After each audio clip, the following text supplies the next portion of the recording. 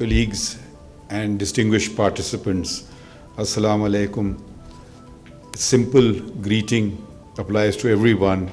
Peace be upon you. It's gender neutral. It incorporates singular and plural. There are many other things which we tend to forget from our own historical tradition. For instance, you will note that Sharmila Rasool uses the word Ms. This is not a Western invention. This is predates. It's ours. In Pakistan and many other areas, we call a lady, whether it is a child, widow, or a married woman, single woman, musammat, short MST, sometimes you write in judgments. So there are a lot of positives which we forget about our own tradition and culture. I'll just begin with the positives of that there are in the Constitution of the Islamic Republic of Pakistan, and I quote from the Constitution, and it says, "Steps shall be taken to ensure full participation of women in all spheres of national life." So this is part of a Constitution, and legislation is subordinate to the Constitution and must conform with the Constitution, cannot conflict with it. There is another fundamental right which can be categorized as affirmative action. That's in Article 25, which says that making any special provision for protection of women. So you can introduce special laws for women's specific, and there are such laws. For instance, in jobs, in government jobs or public sector jobs, you can fix a certain percentage that for women. The same applies in admission to universities, and we have such laws as well. Actually, the men of Pakistan are now complaining that because the women come on the merit seat and they also come on the reserve seats, and invariably they're doing better than the men in educational institutions. It doesn't mean that they cannot come on the merit seats, but there's also a percentage reserved for them, for women, specifically for them. There's also an interesting concept which does not exist in many countries of the world, and that is reserved seats in the National Assembly for women. These are not, it does not mean that only women can come on these seats. Women can be elected on the general seats in the National Assembly. So that is gender neutral. You can be man or woman to contest that election. But then you have certain reserved seats, which is an indirect form of elections through proportional representation. And in the National Assembly, there are 60 such seats, which constitutes about 18%. And the same is reflected. Pakistan is a federation comprising of provinces, and the same is reflected in the 4 provinces. The reserve seat percentage is roughly 22% of the total seats. There are other specific provisions in the constitutions regarding inclusivity and protection. And I quote again from the Constitution, "The state shall protect." One of the attacks is on women receiving education, and this happens in Pakistan as well as across the border, and it is considered as if the women or girls are not supposed to be educated. It's a fundamental right in our Constitution. It's a right which the Almighty not only makes us obligatory on Pakistan being an Islamic Republic. I do quote from the Holy Quran that the first word, that the first revelation came in the form of a directive from the up high, and it was Iqra, read. There is no argument here. It's gender inclusive. It applies to everybody. So there's a great tradition of knowledge. I mean, without that is the very first. I mean, it could have been a number of other directives coming from up high, but the word that was chosen by the Almighty, we believe that the words in the Holy Quran are the words of the Almighty, was to read. And it goes on, the same revelation goes on about the qalam, the pen teaching. So it's all interconnected.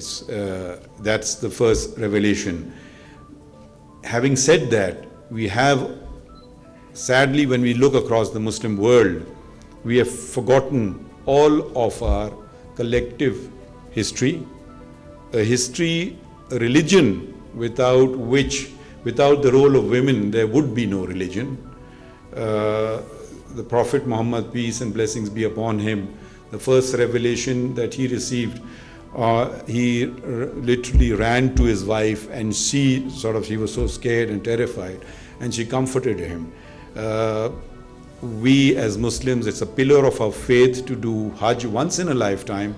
If you can financially afford it, it was the running of a mother, and every Muslim has to emulate that example of running in the footsteps of the mother, the Sa'i at Makkah, where we literally run in the footsteps of Bibi Hajira, peace be upon her, and her son, the Prophet Ismail, peace be upon him. So these are traditions which we have forgotten. Maryam is the most revered of women, named more so than in the Bible. Chapter of the Quran is named after her.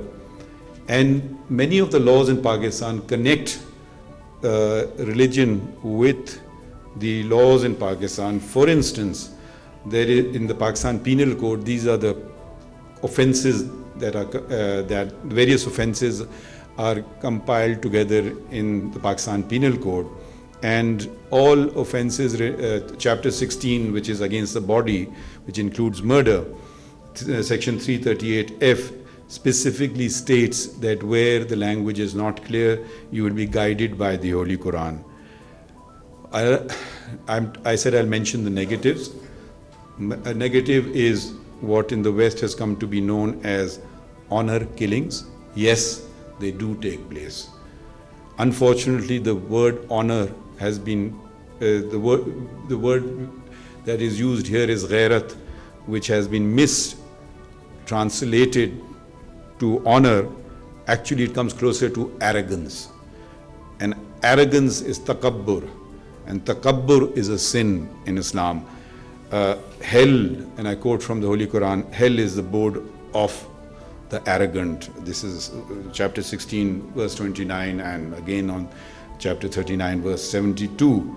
So there is this great tradition. We can easily learn from this tradition, and all the more so when it advances inclusivity, when it advances justice for all.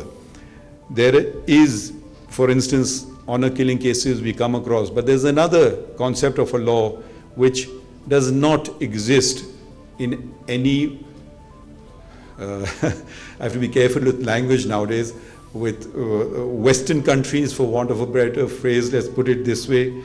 If you impute the character of a woman, insinuate something immoral about her, in Islam it is a criminal offense. It's called Qazi, and it has also been incorporated into the law of Pakistan, a law sadly which is rarely, if ever, applied.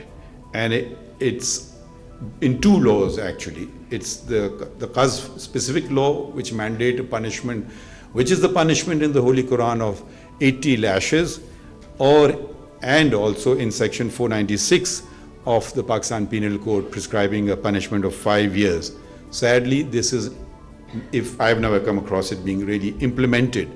So, but we have the opposite thing of adultery, for which that is a completely, it is not only morally wrong, legally wrong, it is also purely, from a purely theological Islamic point of view, it is prohibited, because a punishment for that has been prescribed in the Holy Quran, and you cannot exceed a punishment that has been prescribed, and which is not the punishment of death, which honor killings, which they falsely call or honor killings, attract here.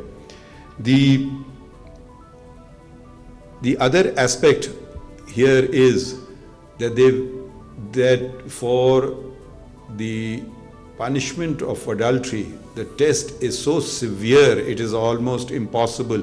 Whether loose charge is made against a woman and she's done to death, but if you actually apply the law, which is getting 4 adult witnesses to have seen the act, and if you fail, you get punished for Qazi. So irrespective, so it's almost an impossible test to meet, but sadly honor killings do take place. How do the courts come in? How can they nudge things one way or the other? There is a provision in the Constitution, not in the Constitution, in a law of evidence, Article 122. And the article, if I will, you'll understand what I mean after I've read it. And usually the burden of proof in every criminal trial is upon the prosecution, that's a given. And it has to be proven beyond reasonable doubt. What happens here, it's also connected with honor killings, or killings in the house. I don't know how she died. She is got a bullet wound in her thing, and who are the witnesses? There are no witnesses. All the witnesses